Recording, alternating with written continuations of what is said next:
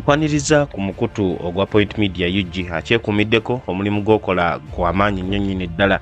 Oluvannyuma lw'omulamuzi oba Justice Douglas Karekona okuvaayo gye buvuddeko wiikeeno ng'etandika n'ategeeza nti Ssente Mathias Mpuuga wamu ne banne ze baafuna azaali mu mateeka, kino kyayongera okuleeta ate oba oliawo contradiction oba kyoyinza okuyita obutategeerekeka oluvannyuma lw'okuba nti n'abantu bangi nnyo balina endowooza ez'enjawulo ku nsonga eno eri mu kugenda mu maaso. Honorable Jonathan ODUR owa UPC era nga y'omu ku abo ababaka abaviira ddala mu mambuka g'eggwanga lino erya Uganda, naye olunaku olw'ejjo yakoze interview awo ku Parliament ng'agenda mu maaso n'okuba ttooki mu nsonga zino ye butya bw'azitegeera era nsobi ki ezaakoleddwa mu nsonga zino eno nga zigendera ddala mu maaso n'okuba nti nno zisalibwawo mu High Court. Ekisookera ddala ategeeza nti waliwo obutakwatagana oba enjawukana wakati ow'emisango egirabika okuba nti nno gye gimu, wabula nga ate High Court y'emu egenda mu maaso n'okuwa ensalawo ey'enjawulo. Era omwami ono yawadde ekyokulabirako nti mu mwaka gwa 2020 nga tuli mu COVID,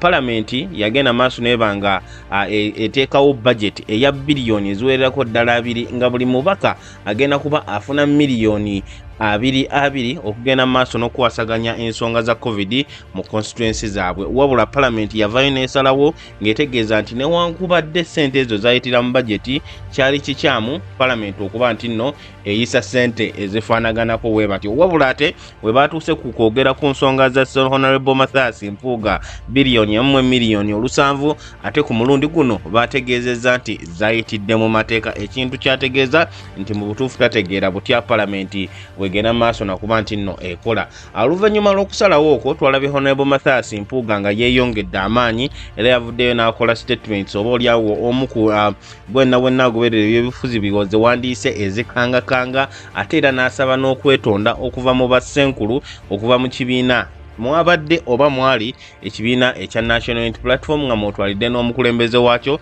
Robert Kyagulanyi Ssentamu gwe tutannaba kulaba nga avaayo okuwa ekyokuddamu. Kakati nno waliwo n'ebyama ebirala omwami ono Jonathan ODUR byagenze maaso n'okuba nti naatubuulirako ku nsonga zino eza Parliamentary Commission si ku Service Award zokka wabula waliwo ne ssente endala ezizzenga zibulankanyizibwa oba ezibbibwa nga bannayuganda ensangi zino we baziyita mu kakiiko kano aka Parliamentary Commission. Era ategeeza nti newankubadde Kooti yasazeewo ebyo bye yasazeewo, tewali n'omulundi n'ogumu we basobola kulemesa censure motion ya Honorable Theodore Ssekikubo awamu ne ttiimu ye okulaba nti bagenda mu maaso. Era wabaawo ababaka bonna ababadde balowooza nti oba oliawo gugenda kubeera bwe gutyo ate abo ebyamateeka byabwe beetaaga okulaba nti bongera okubikolako. Kyenja okusaba kyokka genda maaso obeere ng'osubscribing wano ku mukutu ogwa Point Media UG, alyongera ogenda maaso n'okulaba nti olikinga, sharinga ate era genda mu comment section obeere nga otubuulira endowooza yo ku nsonga naddala eza Honorable Mathias Mpuuga ze tulaba nti nno okumala emyezi 6 kati n'omusobyo ensonga zino azikyagendera ddala maaso n'okulaba nti zifuna ebirowoozo by'Abannayuganda mu buli ngeri yonna. Mu comment section era tubuulire ku mpeereza yaffe ku Point Media UG tufuba okulaba nga tukuweereza ku mutindo ogusingirayo ddala okubeera ogw'amaanyi. Ate era njaga kukozesa omukisa guno eno okujjukiza Hajji Abdul omusomi w'edduwa, omwami ono omukubireko ku nnamba ye ey'essimu oba sinakindi muweerezeko obubaka ku WhatsApp obanga olina ebizibu byonna ebikusumbuwa. Tosirikira bizibu gwena wenna ensimbi gwe zibuze, gwena wenna atafuna mulimu ng'oyagala kufuluma wabweru wa ggwanga, Hajji Abdul omusomi w'edduwa akutegeeza nti agenda kuba akwasaganya bulungi nnyo. Amukubireko ku 0752447156 ya Hajji Abdul omusomi w'edduwa. Kasooke tufune akalango kano ate n'oluvannyuma tukomewo okweyongerayo ku nsonga nga bwe zitambula. Assalamu alaikum wa rahmatullahi wa barakatuh. Amanya n'eddoboozi Hajji Abdul omusomi w'edduwa. Nkola ku nsonga ez'enjawulo, emirimu nga gikutataganyeko, ebyenfuna byo nga bidobonkanye, ne oba oli bweru wa ggwanga emirimu gyakucankalanako, jangu kusomere ku dduwa. Okuva nedda edduwa zaabaawo, edduwa zisomebwa, omuntu n'oterezebwa mu mbeera yonna ebadde ekwesibyeko akanyaaga. Nina ekyoto kye nsobola okukumira lwadde oli bweru wa ggwanga nga toli kumpi wano n'ofuna omukisa ogwo nawe n'osomerwako ku dduwa nga nkuteddeko n'akabaani, Allah ajja kukusaasira, ajja kukwanukula. Kuba ku nnamba yange y'essimu 0752 44 71 56 ne ku WhatsApp kwendi mpereza obubaka tusobole okukuyamba. Assalamu alaikum wa rahmatullahi wa barakatuh. Kakati era mu kiseera kye kimu njagala okwongera okukozesa omukisa guno eno okwanjulira wamu n'okwongera okutegeeza ku ba BF Suma oba bayite aba Bright Future International Hospital okuva mu ggwanga erya US. Abaami bano eno eddagala lyabwe lyonna lye bakozesa abalikola mu bya butonde okuva mu ggwanga erya USA nga lituukagana n'omutindo bulungi nnyo, awo nno ne balyoka balireeta wano mu ggwanga erya Uganda. Bakutegeeza nti gwena wenna alina ebizibu eby'omugongo ng'olumizibwa mu mugongo, gwena wenna omusajja nga man power takyawera bulungi, gwena wenna afuuyisa buli kaseera ate nga ne mu kufuuyisa oba owulira obulumi ate nga ne mu musulo ogwo mubeeramu omusaayi, bakutegeeza nti bajja kuba bakwasaganya bulungi nnyo. Bakola general body check up okukebera omubiri gwonna okutegeera ki adda mu butuufu ekikuluma ate n'oluvannyuma ne balyoka bakwasaganya bulungi nnyo. Akoobeere muto koobeere mukulu oba mukadde, aba BF Suma bakutegeeza nti bajja kuba bazuula ki ekikuluma era bajja kuba bakolerako ddala bulungi nnyo. Gwena wenna ayagala okumanya ebisingawo era ng'oyagala okukola ne appointment n'omusawo osobola okuba ku namba zaabwe zino wammanga 0700 34 31 54, eyo namba ya Airtel ate ya MTN 0789 90 44 44. Sobola n'okubaweerezaako obubaka ku WhatsApp n'obeera nga akola appointment n'omusawo bulungi nnyo ate n'oluvannyuma n'olyoka ogenda okubasanga ku Kampala Road Greenland Towers opposite Bank of Uganda, lwansonga nti awo we basangibwa be ba BF Suma oba Bright Future International Hospital okuva mu USA. Kakati nga tukomyewo ku nsonga za Honorable Jonathan ODUR, nkutegeezezaako nti waliwo n'ebyama ebirala byagenze maaso n'okuba nti nno atubuulirako ku nsonga ezigenda maaso mu kakiiko aka Parliamentary Commission, era ye ategeeza nti omusango guno eno Honorable MATHIAS Mpuuga gutwategeddeko nti nno omwami yaguteekayo amanyikiddwako nga BWETE Daniel ate y'omu ku banywanyi era y'omu ku bakozi ba Honorable MATHIAS Mpuuga tegugenda kulemesa censure motion kugenda mu maaso olw'ensonga ze tugenda okunnyonnyola mu maaso awo era okwongera okutegeera mu maaso awo. Wabula asaawa zino kansooke nkuwa akatambiika Honorable Jonathan ODUR ng'agenda mu maaso n'okuba nti naakuba ttooki mu nsonga zino n'oluvannyuma tukomewo okukola analysis ku ebyo bye tuzze tuwulira, ku ebyo bye tubadde tulabyeko awamu ne ku ebyo ebyogeddwa omwami ono. So I had the benefit of reading through the ruling in the miscellaneous cause number 85 of 2024, BWETE Daniel versus the Parliamentary Commission. The question that was before court was whether the payment of the 1.7 billion was unlawful, it was irrational, or the procedure that was used to arrive at the payment was improper. In my opinion, the court framed its own issue and answered it, which is really unfortunate. It appears the court framed the question whether the 1.7 was part of the budget of Parliament or not. That was not the issue about the 1.7 billion. So in my opinion, I think that court misdirected its mind to the question that it ought to have answered, because arriving at a conclusion that because the money was in the budget did not answer the question whether it is lawful to have such a money in the budget, whether the procedures for having such a money in the budget was followed, which court shied away from and said they are not going to enter in, or whether it is illegal. I will take you backwards to 2020. This parliament sat and passed a budget and added 10 billion shillings, which was part of COVID money, and said each member of parliament was going to receive, which indeed they paid, 20 million shillings to go and handle COVID intervention. The money was passed in the budget, but the same court, which I was part of the petition, said that it was illegal for Parliament to pass the budget as such.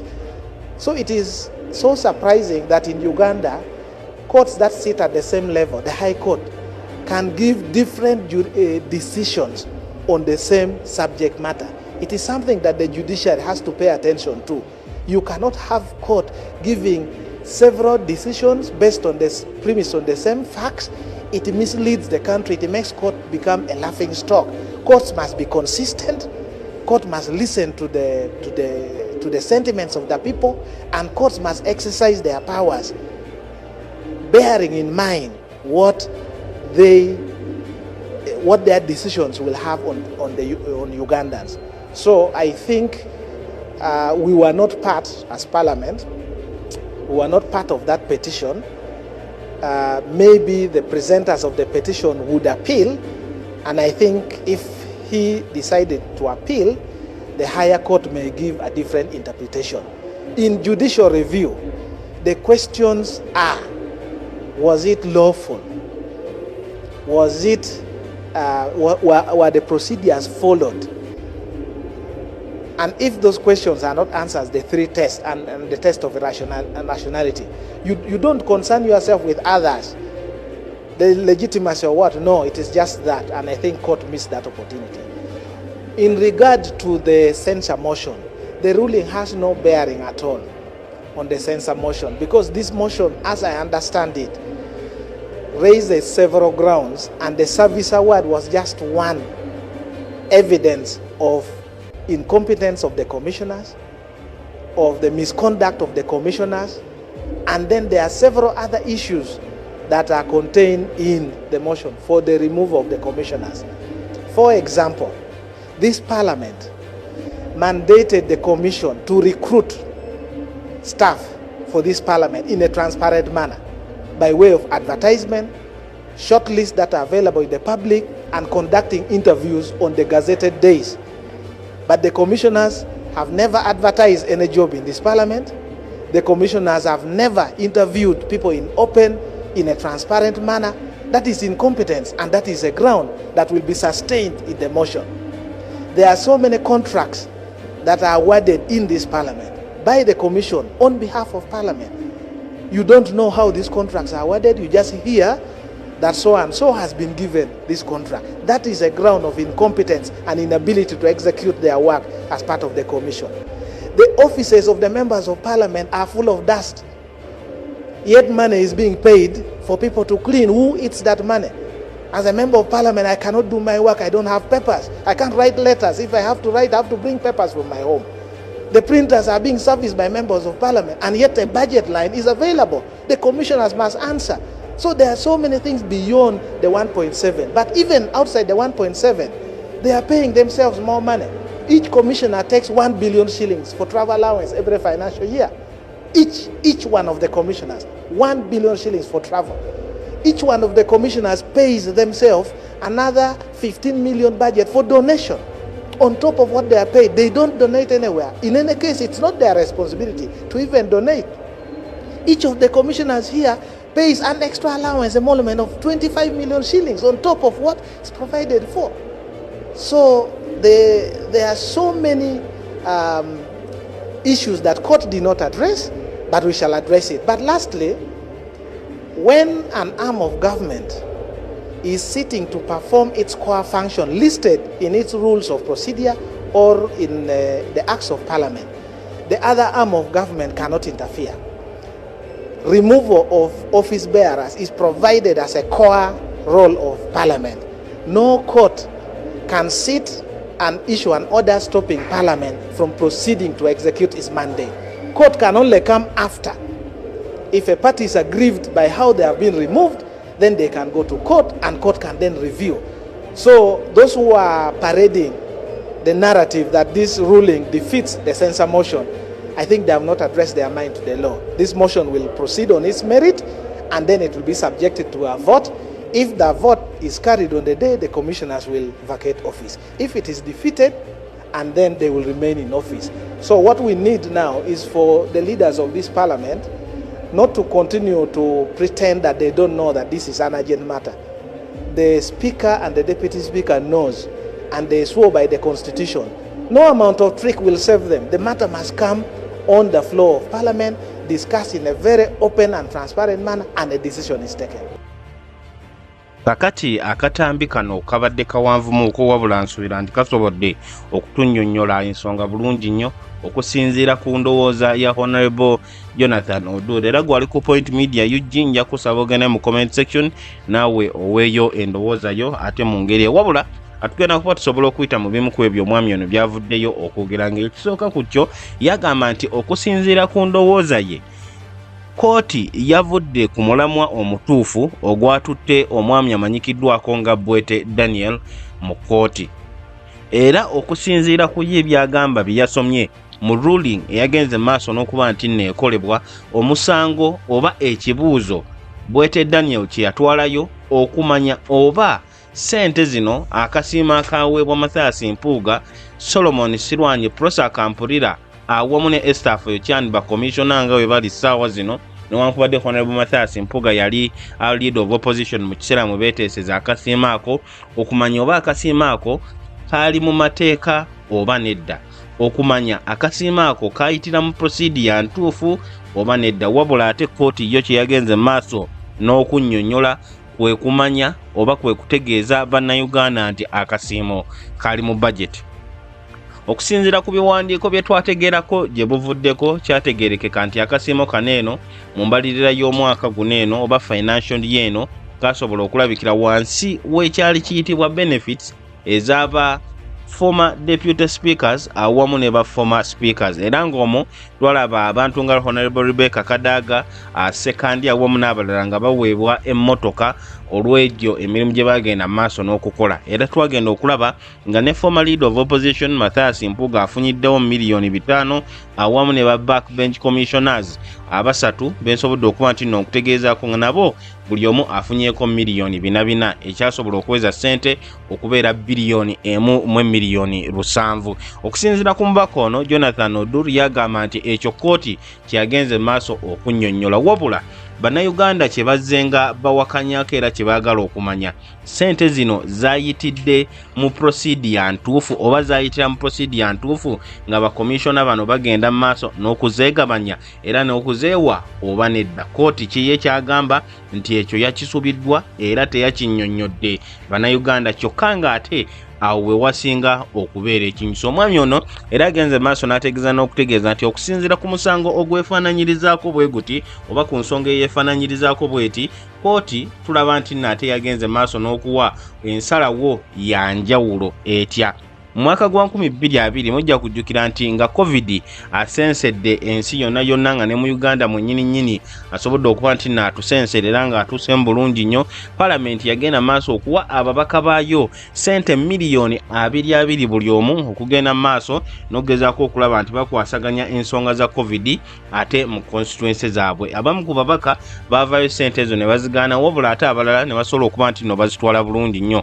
Wabula era ne kikomekkereza ng'omusango ogugenze mu Kooti okwebuuza oba kino kiri mu mateeka era oba kisaanidde okukolebwa. Era ng'ekiseera ekyo okusinziira ku Jonathan ODUR yagamba nti Kooti ekiseera ekyo yategeeza nti kyali kikyamu nnyo. Kyokka ate essaawa zino ku ssente za MATHIAS Mpuuga ne bakomishona abalala abasatu ate Kooti egamba nti kituufu.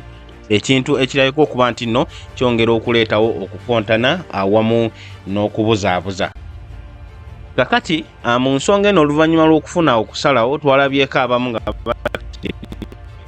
eyinza obutagenda mu maaso wabula mu kusookera ddala twalaba Honorable Theodore Ssekikubo ng'agamba nti tewaliiwo n'awamu we bikwataganira era ye awamu ne ttiimu ye balina okuweebwa omukisa okulaba nti ensonga eno ejja ku fulo ya Parliament. N'olunaku olw'ejjo twamulabyeko Honorable Theodore Ssekikubo ku fulo ya Parliament ng'ateeka akazito ku Deputy Speaker Right Honorable Thomas Tahebwa ng'amubuuza ddi olutuufu ensonga eno weenaaweebwa omukisa okwogerwa ku fulo ya Parliament kubanga ekisookera ddala baamaliriza dde okuweza emikono 10 egisuba mu 177 egyetaagisa okulaba nti ensonga eno ate eyingirawo ku fulo ya Parliament era ne bamala ne procedures zonna eziddakaawo. Kakati Honorable Jonathan ODUR ku nsonga eno eya censure motion avuddeyo n'ategeeza nti ekisookera ddala Kooti tesobola kulemesa Parliament kubanga Kooti siga ku lwalyo mu gavumenti eriri under judiciary ate ne Parliament ekiri under siga ddala ku lwalyo. Era okusinziira ku ssemateeka Jonathan ODUR atunnyonnyola ng'agamba nti essiga erimu erya gavumenti terisobola kuyingirira mirimu ya ssiga ddala erya gavumenti. Ekitegeeza nti newankubadde kooti erina kye yasazeewo era erina kye yategeezezza, censure motion erina okugenda mu maaso. Wabula ate era agenda mu maaso n'okwongera okugaziya ensonga eno ng'ategeeza nti ensonga eno eya censure motion esuuka ku biliyoni emu mu miliyoni 7 eziri mu kwogerwako ku bakomishona bano, kubanga waliwo ebintu ebirala bingi nnyo ebigenda mu bukyamu mu kakiiko kano aka Parliamentary Commission. Okumala ebbanga eriwererako ddala tulabye Right Honorable Joel Ssenyonyi ng'avaayo okwemulugunya ng'ategeeza nti bukyanga afuuka leader of opposition tayitibwangako mu kakiiko kano, era ne juzi yavudde n'ategeeza nti ne Prime Minister leader of government business kennyini nga yakulira oludda lwa gavumenti mu kakiiko kano naye yasemba kuyitibwa mu March omwaka gwa 2023. Era Joel Ssenyonyi bulijjo azenga abuuza nti biki ebikyamu ebikolebwa mu kakiiko kano abakulu bano bekagezaako okulaba nti nno ate bakwekerera. Kakati wootunula mu nsonga ya service award eno mwalimu abantu 5 mu kakiiko aka Parliamentary Commission. Mwalimu Speaker of Parliament Right Honorable Bana, Leader of Opposition ewebiseera ebyo eri MATHIAS Mpuuga awamu ne ba backbench commissioners era bwe batuwe beeteeseganya. Kakati omukulu ono ODUR agamba nti ebintu ebirala bingi nnyo ebigenda maaso, okugeza waliwo contract eziweebwa abantu oboolyawo batasaanidde, kyokka ng'ate okusinziira ku mateeka akakiiko kano aka Parliamentary Commission kalina kusooka akulanga mirimu gino eno okulaba nti bafuna abo abasingirayo ddala era abamanyi okukola emirimu egy'enjawulo egiba gyetaagisibwa okukolebwa mu Parliament. Wabula ate contract zigabibwa bugabibwa mu ngeri emenya amateeka. Wabula ate era omukulu ono agenze maaso n'ayongera okunnyonnyola ku ssente ezibbibwa oba ezibulankanyizibwa mu kakiiko kano aka Parliamentary Commission.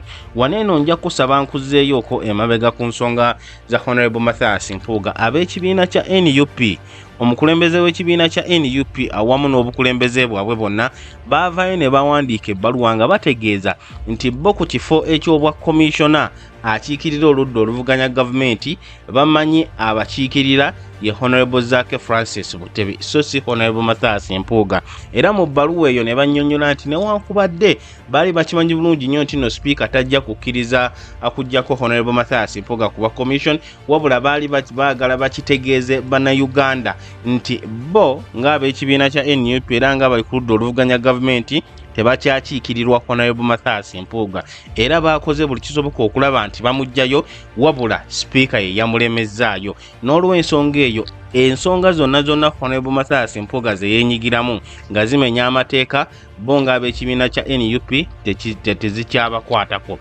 Kakati nga tukomyewo ku Honorable Jonathan ODUR agenze maaso okunnyonnyola nti censure motion esuuka ku biliyoni 1,700,000, wabula ensonga nga contract ziri enkyamu ezigabibwa awamu ne ssente endala ennyingi ezigabanyizibwa mu kakiiko kano era azitemyetemye bw'ati.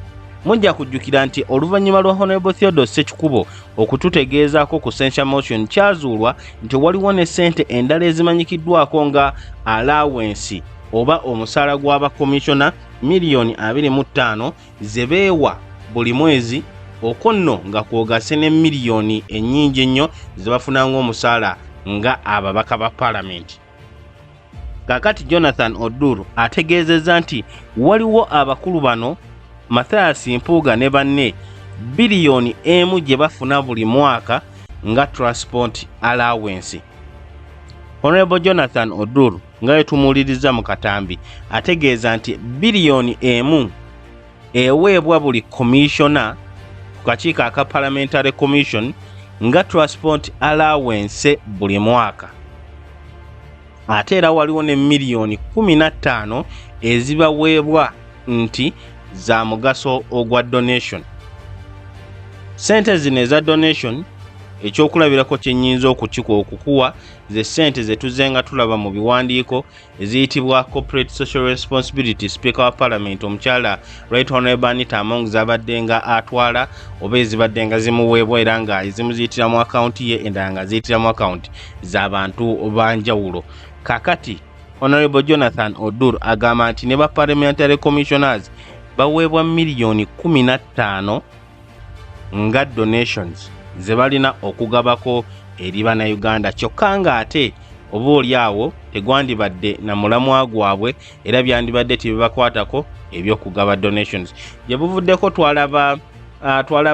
twalabyeko omu ku bakungu mu gavumenti ng'avaayo okunnyonnyola nti ssente eziweebwa mwami Museveni tebayinza kuzipima naddala ezo ezigendera mu donations lwa nsonga nti tebamanyi ddi era tebamanyi ani President w'eggwanga gwagenda kuwaayo oba kikyagenda kudonatingira n'olw'ensonga eyo zonna ssente mwami Museveni z'aba yeetaze mu donations bagezaako okulaba nti bazimutuusaako nga wekisaanidde. Kaakati nno n'akakiiko aka Parliamentary Commission nako kawa ababaka baako ba commissiona ssente eziwereko dda miliyoni 15 okuba nti nno bagabagabako eri abo abeetaaga obuyambi. Ekintu kye tutanaba kuba nti nno tulabako era kye tunaba kuba nti nno tuwulirako wabula tukiwulira omulundi ogusoose. Jjukira nti n'akakiiko kano aka Parliamentary Commission nga amaliriza ke kakwasaganya ensonga z'ebyensimbi zonna mu Parliament wabula ate tulaba nti nno mu kudiibuuda akakiiko kano ke kakwata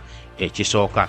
Ezo bwe zityo ensonga za Honorable Jonathan ODUR bw'asobodde okuba nti nno azitottola era bw'asobodde okuba nti nno azitemaatema ng'agenda maaso n'okutegeeza nti okusalawo kwa kooti dda mu butuufu kwabaddemuuko ebituli oluvannyuma okuba nti nno bavudde ku mulamu ogwababuuzibwa ssente zino zaali mu mateeka oba nedda wabula ate bo ne bateekawo ekibuuzo ekyabwe nti ssente zino zaali mu bajeti oba nedda era okkakkana nga bategeezezza nti ssente mu bajeti y'eggwanga erya Uganda mweziri era nga okwo kwe kujaganya kwe twalabye okuva mu nkambi eya Honorable MATHIAS Mpuuga n'asobola okuba nti nno oba oliawo alabula n'abo ababadde abagezaako okulaba nti batyoboola erinnya lye. Nja kusaba mbeere nga nkomaawo wabula nyongera okwebaza gwe nawe nakyekuumidde ku mukutu ogwa Point Media UG.